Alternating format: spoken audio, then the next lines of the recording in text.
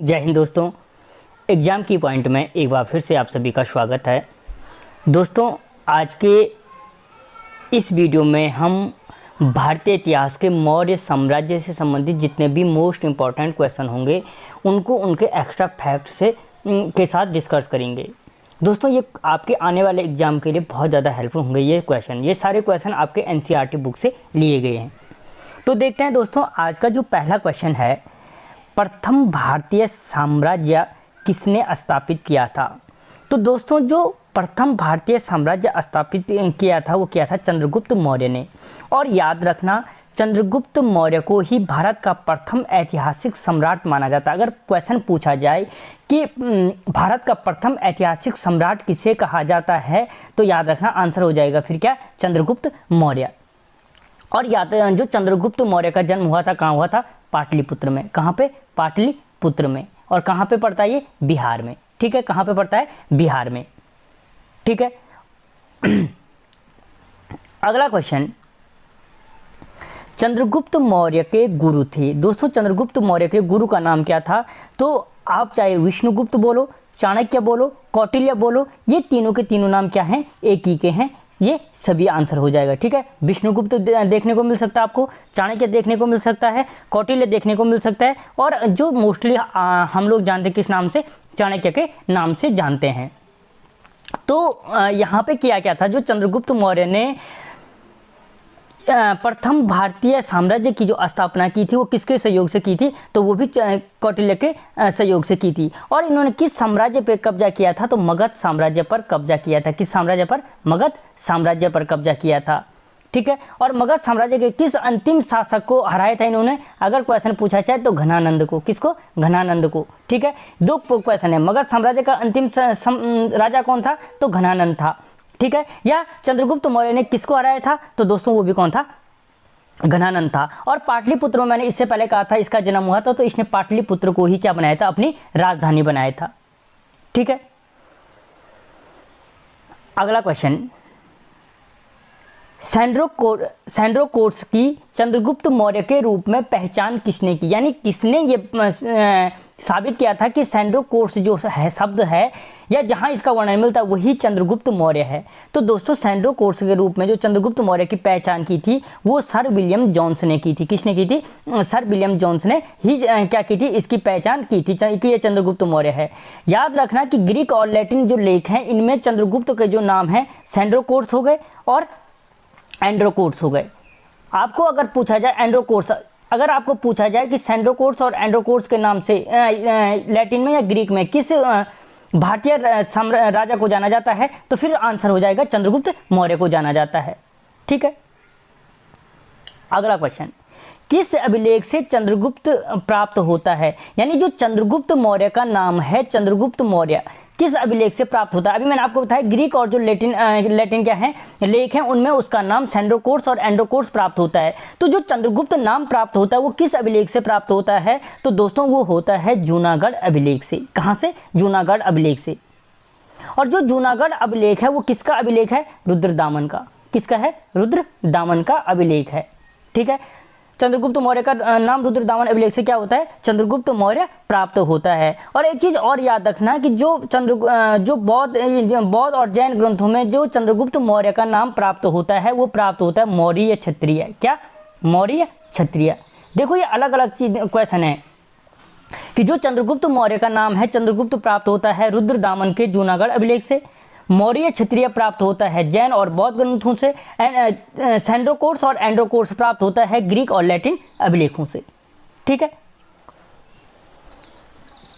अगला क्वेश्चन, दोस्तों उम्मीद करता हूँ आपको क्वेश्चन बढ़िया लग रहे होंगे और इस पे एनसीईआरटी के सारे सिलेबस सारे टॉपिक वाइज कवर कराया जाएगा। अगर आपको वीडियो बढ़िया लग रहा है चैनल को सब्सक्राइब करें और वीडियो को लाइक करें। अगला क्वेश्चन, चंद्रगुप्त मौर्य किस धर्म के अनुयायी थे। जो चंद्रगुप्त मौर्य थे दोस्तों वो किस धर्म के अनुयायी थे, तो दोस्तों वो क्या थे, आपके जैन धर्म के अनुयायी थे। ठीक है, बाद में देखना इसके जो वंशज होंगे वो बौद्ध धर्म की तरफ चले जाते हैं, लेकिन जो चंद्रगुप्त मौर्य थे वो क्या थे, जैन धर्म के अनुयायी थे। और जो चंद्रगुप्त को ठीक है, कि अगर क्वेश्चन पूछा जाता है कि किस जैन मुनि ने जैन धर्म की दीक्षा दी थी, तो वो मुनि वो कौन थे? जैन मुनि भद्रभाव। याद रखना, जैन मुनि किसने दी थी? भद्रभाव ने क्या की थी? आपके चंद्रगुप्त मौर्य को जैन धर्म की दीक्षा दी थी।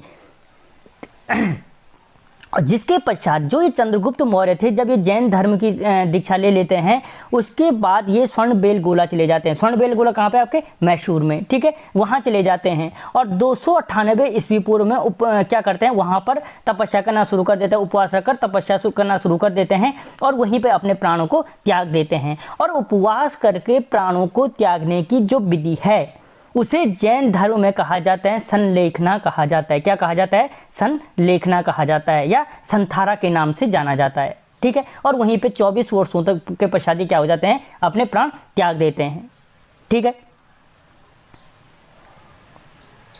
अगला क्वेश्चन, चंद्रगुप्त मौर्य के पश्चात गद्दी पर बैठा, यानी जो चंद्रगुप्त मौर्य के पश्चात गद्दी पर कौन बैठा था? तो दोस्तों वो व्यक्ति था कौन सा? बिंदुसार, ठीक है। बिंदुसार ने क्या किया? चंद्रगुप्त मौर्य 24 साल का राज रहा था चंद्रगुप्त मौर्य का, उसके पश्चात उसका बेटा बिंदुसार गद्दी पर बैठा था।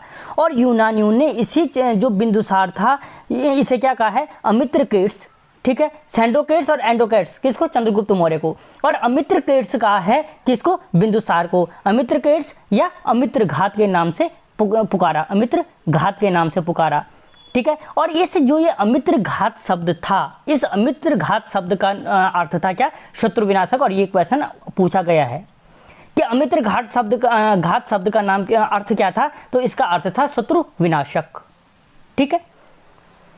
अगला क्वेश्चन, चंद्रगुप्त मौर्य का साम्राज्य उत्तर पश्चिम में कहाँ तक था? तो दोस्तों जो चंद्रगुप्त मौर्य का क्या था? साम्राज्य था उत्तर पश्चिम में कहाँ तक था? तो जो इसका साम्राज्य उत्तर पश्चिम में था वो हिंदुकुश पर्वत तक स्थित था। देखो चंद्रगुप्त मौर्य का जो साम्राज्य था आपके बंगाल से लेकर जो इसका था बंगाल से लेकर ईरान फारस तक, ठीक है। और इस फारस शब्द को बार बार पढ़ा होगा आपने, अगर आपने पोरस को पढ़ा है, सिकंदर और पोरस को पढ़ा है तो, ठीक है।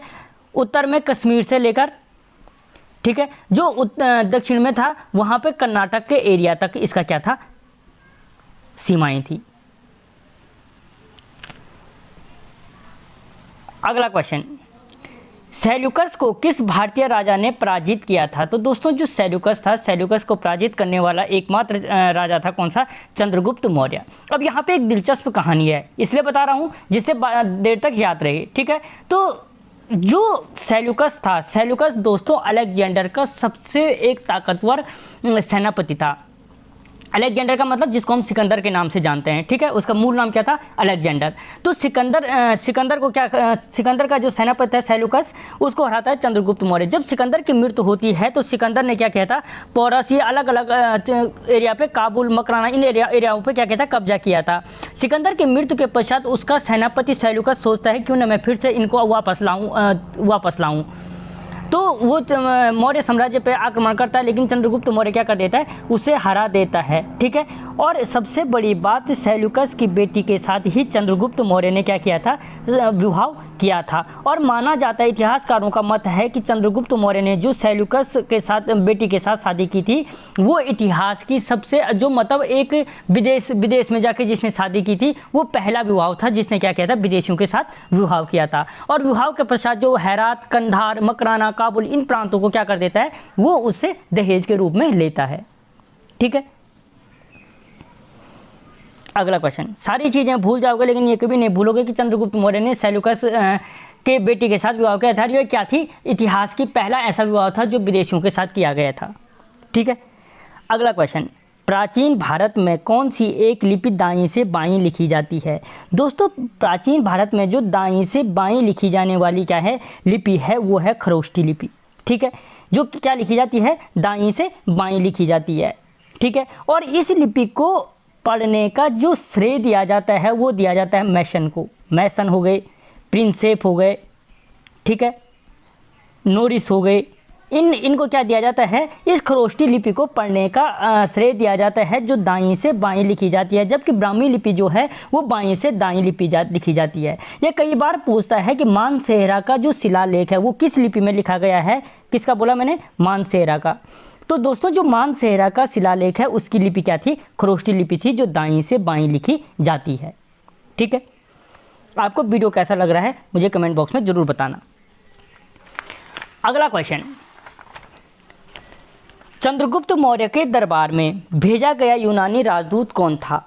दोस्तों जो चंद्रगुप्त मौर्य के दरबार में जो यूनानी राजदूत भेजा गया था वो कौन था? तो दोस्तों वो कौन था? मैग्नेस्टिस था। ठीक है, मैग्नेस्टिस वो व्यक्ति था जो क्या था? चंद्रगुप्त मौर्य के दरबार में भेजा गया यूनानी राजदूत था। और ये राजदूत भेजा किसने था? तो दोस्तों जो ये मैग्नेस्टिस था इसको भेजा था सेल्यूकस निकेटर ने। सेल्यूकस निकेटर का राजदूत था, जो किसके दरबार में रहता था? चंद्रगुप्त मौर्य के दरबार में रहता था। ठीक है, और जो सेल्यूकस निकेटर था वो भी कौन था? वो भी अलेक्जेंडर बोलो या सिकंदर बोलो, सिकंदर का सेनापति था। ठीक है, सेल्यूकस निकेटर भी क्या था? सिकंदर का सेनापति। आप लगा सकते हो जिस सिकंदर के सेनापति, चाहे वो क्या बोलो सेल्यूकस निकेटर था। ठीक है, तो ये अलग अलग क्या थे? इसके सेनापति थे। अगला क्वेश्चन, इंडिका नामक पुस्तक के लेखक हैं। दोस्तों जो इंडिका नामक पुस्तक है वो लिखी थी किसने? मैग्नेस्टिस ने। और अभी बताया मैंने मैग्नेस्टिस क्या था? चंद्रगुप्त के दरबार में रहता था, जो सेल्यूकस निकेटर का क्या था? एक राजदूत था। ठीक है, सेल्यूकस निकेटर का राजदूत था। इस पर आप समझ गए होंगे सेल्यूकस निकेटर कौन था? एक प्रकार से क्या हो गए? चंद्रगुप्त मौर्य का ससुर हो गया। ठीक है, तो यहाँ पे इंडिका नामक पुस्तक के लेखक कौन है? आपके मैग्नेस्टिस था। और इस जो ये इंडिका पुस्तक है इसमें क्या मिलती है? मौर्यकालीन जानकारी मिलती है। मौर्यकालीन जानकारी किससे प्राप्त होती है? इंडिका नामक पुस्तक से प्राप्त होती है, जो मैग्नेस्टिस ने लिखी थी। किसने लिखी थी? मैग्नेस्टिस ने लिखी थी। अगला क्वेश्चन, बिंदुसार ने अशोक को किस विद्रोह को समाप्त करने के लिए भेजा था? तो दोस्तों बिंदुसार ने अशोक को जो दबाने के लिए भेजा था वो भेजा था तक्षशिला विद्रोह को दबाने के लिए। अब क्या हुआ कि मैंने इससे पहले भी कहा था कि चंद्रगुप्त मौर्य को किसने दी थी? जैन मुनि भद्रभाव ने क्या दी थी? दीक्षा दी थी। बिंदुसार क्या कर देता है? बौद्ध धर्म को ग्रहण कर लेता है। और वहाँ पे क्या हो जाता है कि बिंदुसार के समय पर जो तक्षशिला था, तक्षशिला में क्या होता है? दो विद्रोह होते हैं, जिसको दबाने के लिए प्रथम विद्रोह का दमन करने के लिए बिंदुसार ने एक बार अशोक को भेजा और दूसरी बार सुसीम को भेजता है। ठीक है, अगला क्वेश्चन, वायु पुराण में अशोक को कहा गया है। दोस्तों जो वायु पुराण है, वायु पुराण में जो अशोक है, अशोक को क्या कहा गया है? तो दोस्तों भद्रसार के नाम से वायु पुराण में अशोक को पुकारा गया है। यानी अशोक का वायु पुराण में नाम क्या है? भद्रसार है।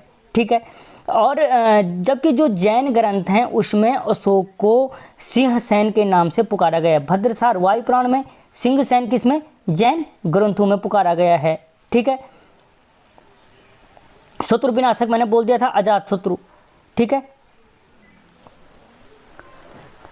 अगला क्वेश्चन, सारनाथ स्तंभ का निर्माण किसने कराया था? दोस्तों जो सारनाथ स्तंभ का निर्माण कराया था वो किसने कराया था? अशोक ने कराया था, जिसका नाम वायु पुराण में भद्रसार मिलता है, जिसका मूल नाम क्या था? प्रियदर्शी। ठीक है, या प्रियदर्शी के नाम से जाना था। जो उसका मूल नाम क्या था? अशोक का प्रियदर्शी था, याद रखना, प्रियदर्शी इसका मूल नाम था। तो जो सारनाथ स्तंभ का निर्माण कराया था वो क्या था? किसने कराया था? अशोक ने कराया था। और जो दोस्तों सारनाथ का जो स्तंभ है वो किस पर आधारित है? धर्मचक्र परिवर्तन पर आधारित है। किस पर आधारित है? धर्मचक्र परिवर्तन पर आधारित है। कौन सा? सारनाथ का स्तंभ। ठीक है, और भारत के इतिहास में एक मुख्य भूमिका निभाता है अशोक का सारनाथ का स्तंभ, क्योंकि इसमें जो सिंह की आकृति है वो किसका, और जो इसमें सिंह की आकृति है वो किसका प्रतीक है? शक्ति का प्रतीक है। और भारत सरकार गणराज्य के द्वारा इसको क्या किया गया है? राष्ट्रीय चिन्ह के रूप में स्वीकार किया गया है। ठीक है, अगला क्वेश्चन, मौर्य युगीन स्तंभ में किन पत्थरों का प्रयोग हुआ है? दोस्तों जो मौर्य काल के जो स्तंभ हैं उनमें बलुआ पत्थरों का प्रयोग किया गया है। ठीक है, और याद रखना अशोक पहला भारतीय शासक था। ठीक है, प्रथम भारतीय साम्राज्य को स्थापित करने वाला शासक मैंने कहा चंद्रगुप्त मौर्य, लेकिन प्रथम भारतीय शासक जिसने अभिलेखों की सहायता से प्रजा को संबोधित किया तो वो शासक कौन था? वो शासक कौन था? तो वो था अशोक। ठीक है, जिसने क्या किया? अभिलेखों की सहायता से अपनी प्रजा को संबोधित किया। अगला क्वेश्चन, किस अभिलेख में अशोक का नाम उल्लिखित है? दोस्तों अशोक का नाम किस अभिलेख में उल्लिखित है? वो है मास्की का अभिलेख, शिलालेख। ठीक है दोस्तों, जो मास्की शिलालेख है उसमें अशोक का नाम क्या है, उल्लेखित है। ठीक है, अशोक के व्यक्तिगत नाम का जो जिनमें उल्लेख मिलता है वो है मास्की का अभिलेख, गुजरा का अभिलेख, नेटूर का अभिलेख, ठीक है, उदयगोलम अभिलेख। ये मुख्य अभिलेख हैं जहाँ से अशोक का नाम मिलता है। और मैंने कहा अशोक का जो आधिकारिक नाम मिलता है वो मिलता है प्रियदर्शी या प्रियदर्शी के नाम से अशोक को जाना जाता था। ठीक है, अगला क्वेश्चन, अशोक के अभिलेखों को कितने वर्गों में विभाजित किया गया है? तो दोस्तों अशोक के जो अभिलेख हैं उनको मुख्य रूप से 3 वर्गों में विभाजित किया गया है। कितने? 3 वर्गों में विभाजित किया गया है, शिलालेख, स्तंभलेख और गुहालेख। कौन कौन से 3 भाग है? देखो क्वेश्चन पूछ लेगा कि इनमें से अशोक के अभिलेख का भाग नहीं है तो 1/4 दे देगा। कौन कौन से हैं? शिलालेख हो गए, स्तंभलेख हो गए और गुहालेख। ये 3 भागों में विभाजित किया गया है अशोक के लेखों को। ठीक है, और अशोक के प्रधान अभिलेखों में दोस्तों सबसे मुख्य जो अभिलेख है 13वां अभिलेख है। कौन सा है?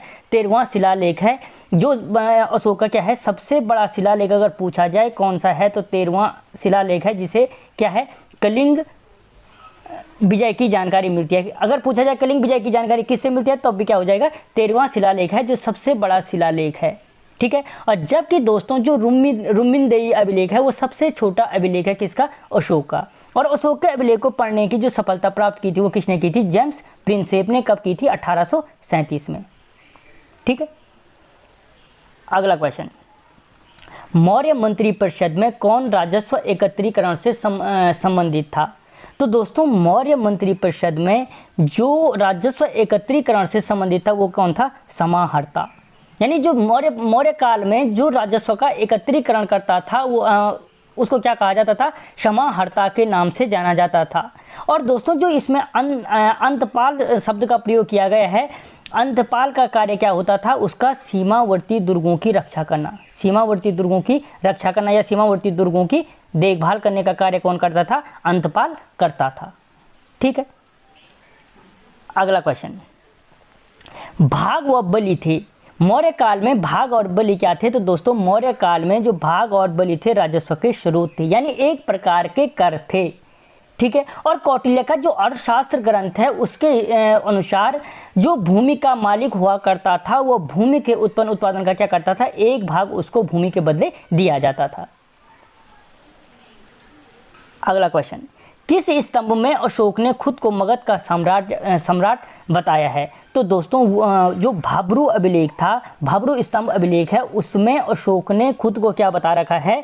अशोक ने खुद को मगध का सम्राट बताया है। ठीक है, वहाँ पर प्रूफ होता है कि ये क्या था? अशोक क्या था? मगधराज था, यानी मगध का राजा था। ठीक है, अगला क्वेश्चन, दोस्तों अगला क्वेश्चन है रज्जुक कौन थे? दोस्तों जो रज्जुक शब्द का प्रयोग किया है, रज्जुक थे, वो रज्जुक कौन थे? तो वो मौर्य शासन में अधिकारी थे, मौर्य शासन में अधिकारी थे। ठीक है, जो क्या थे? रज्जुक थे। या यहीं पे क्वेश्चन बन सकता है कि मौर्य काल में वो कौन सा पद था जो वर्तमान के जिलाधिकारी के समान था? तो दोस्तों मौर्य काल में जो आधुनिक जिलाधिकारी के समान जो पद था वो रज्जुक का पद था, जो राजस्व और न्याय दोनों का अधिकार प्राप्त है। यार मौर्य काल में किसको राजस्व और न्याय दोनों शक्तियां प्रदान थी? तो वो किसको थी? रज्जुक को प्रदान थी। अगला क्वेश्चन, अशोक का कौन सा शिलालेख संगम राज्य के बारे में बताता है? तो अशोक का दोस्तों जो शिलालेख संगम राज्य के बारे में बताता है वो है दूसरा और 13वां अभिलेख। दोस्तों जो इसका दूसरा अभिलेख है वो समाज कल्याण, मनुष्य, पशु आदि के बारे में जानकारी देता है, जबकि जो 13वां अभिलेख है उसमें कलिंग के युद्ध का वर्णन मिलता है, कलिंग युद्ध का वर्णन प्राप्त होता है।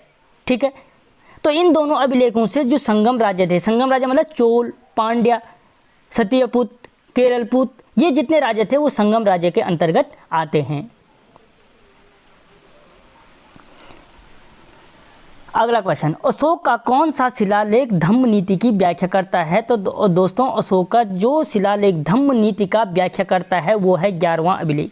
ठीक है, धम्म नीति की व्याख्या कौन करता है? 11वां अभिलेख। जबकि जो धम्म समारोह की चर्चा करता है वो 9वां अभिलेख है। जो धम्म, देखो दोनों में अंतर, धम्म समारोह की चर्चा कौन करता है? 9वां अभिलेख। धम्म नीति की व्याख्या कौन करता है? 11वां अभिलेख। ठीक है, अगला क्वेश्चन, कौटिल्य का अर्थशास्त्र किससे संबंधित है? तो दोस्तों जो कौटिल्य का अर्थशास्त्र है वो राजनीतिक जीवन से संबंधित है। ठीक है, जो कौटिल्य का अर्थशास्त्र क्या है? एक राजनीतिक शास्त्र का ग्रंथ है, जिसमें क्या है? चक्रवर्ती सम्राट राजा के कर्तव्य, विशिष्ट प्रणाली और सामाजिक स्थिति को वर्णन किया गया है। अगला क्वेश्चन, भारत का मैकियावेली किसे कहा जाता है? तो दोस्तों जो भारत का मैकियावेली कहा जाता है वो किसको कहा जाता है? तो दोस्तों वो कहा जाता है कौटिल्य को। क्यों कहा जाता है? क्योंकि जो कौटिल्य का राजस्व सिद्धांत है या राजतत्व सिद्धांत है वो किससे है? यूरोपियन दार्शनिक मैकियावेली से प्रेरित है। ठीक है, यह मैकियावेली के सिद्धांतों की छाप देखने को मिलती है कौटिल्य के राजतत्व सिद्धांत में, इसलिए जो कौटिल्य है कौटिल्य को भारत का मैकियावेली कहा जाता है। ठीक है, और दोस्तों याद रखना अर्थशास्त्र में 15 अधिकरण हैं। पहले तो इतना डीप कोई पूछेगा नहीं, लेकिन पूछेगा तो 150 प्रकरण हैं और 600 श्लोक हैं। ठीक है, अगला क्वेश्चन, कलिंग युद्ध किस वर्ष हुआ था? तो दोस्तों जो कलिंग का युद्ध था वो हुआ था 261 ईस्वी पूर्व। कब हुआ था? 261 ईस्वी पूर्व। और मैंने आपको पहले ही बता दिया है कि कलिंग युद्ध का जो वर्णन मिलता है किस अभिलेख में मिलता है? तो अशोक के 13वां अभिलेख से प्राप्त होता है, जो अशोक का सबसे बड़ा अभिलेख है। ठीक है, और कलिंग विजय कब प्राप्त की थी? अपने जो राज्याभिषेक के 8वें वर्ष में क्या की थी? अशोक ने कलिंग विजय प्राप्त की थी। और कलिंग वर्तमान में कहाँ पे है? आपके ओडिशा में स्थित है। कहाँ पे है? ओडिशा में। ठीक है, यही वो युद्ध था दोस्तों जिसके भयंकर नरसंहार के पश्चात अशोक ने क्या कर दिया था? धम्म नीति को अपनाया था, यानी खून खराबा को छोड़ दिया था। सिंपल भाषा में ये समझ लो। अगला क्वेश्चन, कलिंग युद्ध का वर्णन किस अभिलेख से प्राप्त होता है? अभी बताया मैंने, 13वें अभिलेख से प्राप्त होता है। अशोक का सबसे बड़ा अभिलेख है, सबसे छोटा रुमिंदेयी अभिलेख है। ठीक है, अगला क्वेश्चन, वह संत जिसने अशोक को बौद्ध धर्म के प्रति आकर्षित किया? तो दोस्तों वह संत कौन था जिसने अशोक को बौद्ध धर्म के प्रति आकर्षित किया? वो था कौन सा? उपगुप्त। ठीक है, यानी याद रखना उपगुप्त ने क्या किया था? अशोक को बौद्ध धर्म के प्रति आकर्षित किया था। जबकि अशोक को चंद्रगुप्त मौर्य को जैन धर्म की शिक्षा किसने दी थी? भद्रभाव ने। ठीक है,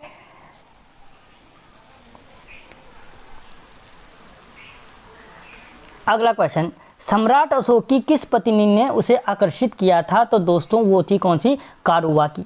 कारुवाकी सम्राट अशोक की पत्नी थी जिसने क्या किया था? सम्राट अशोक को सबसे अधिक प्रभावित किया था। और यह याद रखना, यह जो कारुवाकी थी अशोक की दूसरी पत्नी थी। ठीक है, और मुख्य रूप से ये एक मछुआरे की पुत्री थी। सबसे बड़ी बात कि अशोक द्वारा उत्कीर्ण जितने भी अभिलेख कराए गए हैं उसमें अशोक की एकमात्र रानी का वर्णन मिलता है जिसका नाम क्या है? कारुबाकी। ठीक है, अगला क्वेश्चन, अशोक ने संपूर्ण भारत में बौद्ध धर्म का प्रचार किसके माध्यम से किया? तो दोस्तों वो किया था धम्म महापात्रों को भेजकर। धम्म महापात्र क्या थे? कि अशोक ने कुछ लोगों को नियुक्त कर दिया, भाई तुम्हारा काम है बौद्ध धर्म का प्रचार प्रसार करना। जिन लोगों को ये कार्य दिया गया था उन्हें धम्म महापात्र का कहा गया और इनका उद्देश्य था कल्याणकारी कार्य करना या बौद्ध धर्म का प्रचार प्रसार करना। ठीक है, तो दोस्तों यहाँ पे हमने 30 मोस्ट इंपॉर्टेंट मौर्य साम्राज्य से संबंधित क्वेश्चन देखे और अगर की पॉइंट लगा के देखें तो लगभग 60 क्वेश्चनों को हम देख चुके हैं। आपको वीडियो कैसा लगा मुझे कमेंट बॉक्स में बताना। मिलता हूँ अगले वीडियो में, तब तक जय हिंद।